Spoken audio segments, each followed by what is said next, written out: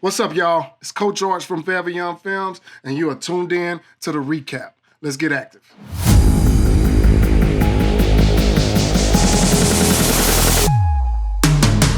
All right, y'all. The season is finally here. Everybody is excited here in Houston. We had a lot of games that we had to get to, a lot of games we got to get to tonight. So no long monologue. We're going to jump right into it. We were at the RCS Sports season opener as well as the OTR Exposure Houston tip-off. Let's go ahead and get into some of this footage. All right, first off, congratulations, Jim Hicks from RCS Sports being inducted into the PV Hall of Fame. We'll pick things up here at his season opener. Concordia Lutheran matching up against Kingwood. Here you see you got Trey Miller getting to the rack. He played injured, but had 12 points, 5 assists, was still able to be productive. Anthony Rodriguez for Kingwood really shot the ball well, particularly from three.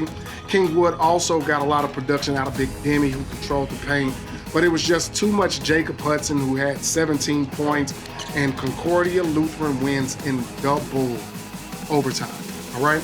Now you got Aldine Davis matching up against a super talented Tompkins team. Right here you got BB Knight knocking down a three.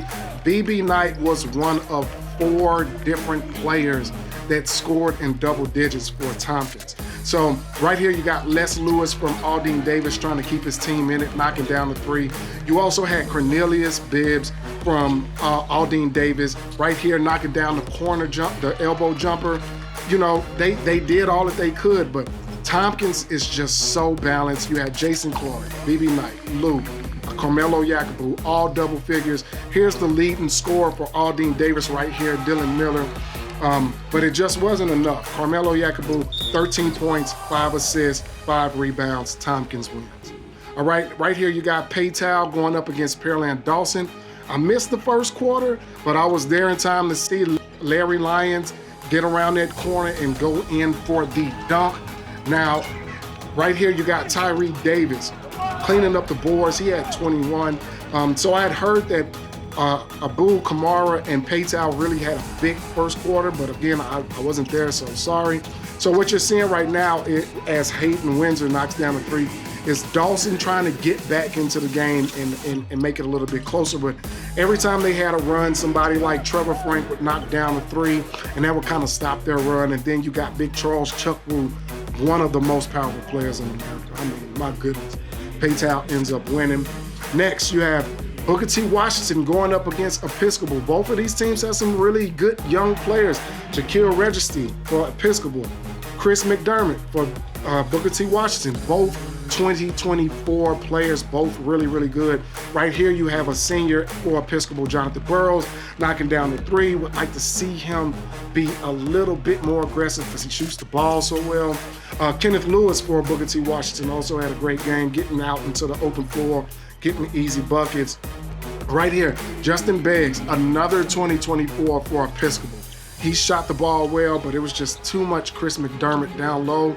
Booker T. Washington ends up winning by 1. All right here, you have Elkins versus Bellaire. Chris Johnson, ESPN kid, everybody knows him. He was matched up against Jacob Cole. But right here, you got Sheldon Henderson for Bellaire, 2025 kid.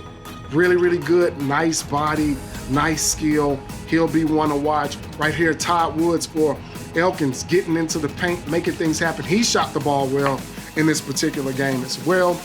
Noah Newman, another young guy. He's a freshman as well for Bellaire, knocking down threes. Right here you got Chris Johnson. But here is the play of the weekend. Jacob Cole with the nasty dunk. But Chris Johnson and Elkins ends up with the win. All right, now you have Goose Creek Memorial matching up against San Antonio Wagner. Goose Creek Memorial, the big three, Avant Coleman, Darius Woodson, Sam Bradford. Now, when they all have it going, they are tough to stop. Sam Bradford had 19 points, Avant Coleman had 22, Darius Woodson had 17. That's a lot of scoring from your top three. And San Antonio Wagner, they tried to counter with Kevin Garcia, who had 23. Austin Nunez as well. He had a game high 28. And here he goes cruising in for the dunk right there. But at the end of the day, it was just too much scoring from Goose Creek Memorial. Avant Coleman going in, getting the bucket and the win. All right, now you have a highly anticipated matchup with Cy Ranch matching up against the defending 5A state champion, Beaumont United. Right there, you got Traylon Porsche going in for the dunk. This game was kind of surprising. Early on, there was not a lot of scoring, and it wasn't that they weren't getting good shots, they just weren't making it. And that was on for both teams. But you had Ryan Moore, he had 2 possessions like that where he leaked out for a dunk. Wesley Yates, step back 3. They started kind of getting their rhythm in the second half. Dubam Manecki with an alley from Ryan Moore, and Cy Ranch shocks everybody by getting the dub. All right, now you have Atascocita matching up against Houston Christian. Both teams have really, really good guards, but right here, Caleb Pouncey ends up getting injured on that play. Caleb, our prayers are with you. He was not able to return, but he was walking. Hopefully the next time I get to a Atascocita game, hopefully you're suited up and you're playing. But like I said, go get well, all right? Here you got some of the guards for Houston Christian: Orlando Horton, Brody Robinson, Montana Wheeler. Montana had 18 points. He's another 20-25 kid that can actually get it done. But it was just too much Atascocita. They jumped out early. It was a game of runs, and they had a run in the first half. David Martinez getting to the cup, and they were able to hold on to it. Angel Johnson was extremely active. Landon was extremely active. Dominic Sestero right here. I like his progression. I like how his game is progressing and his skill set is progressing. But it was just too much for Atascocita. Here goes Landon. Watch, Landon knows he's having a hell of a game. I'm gonna look in the camera at you. So Atascocita ends up winning. All right, now we shift our focus to the Houston Tip-Off OTR Exposure event.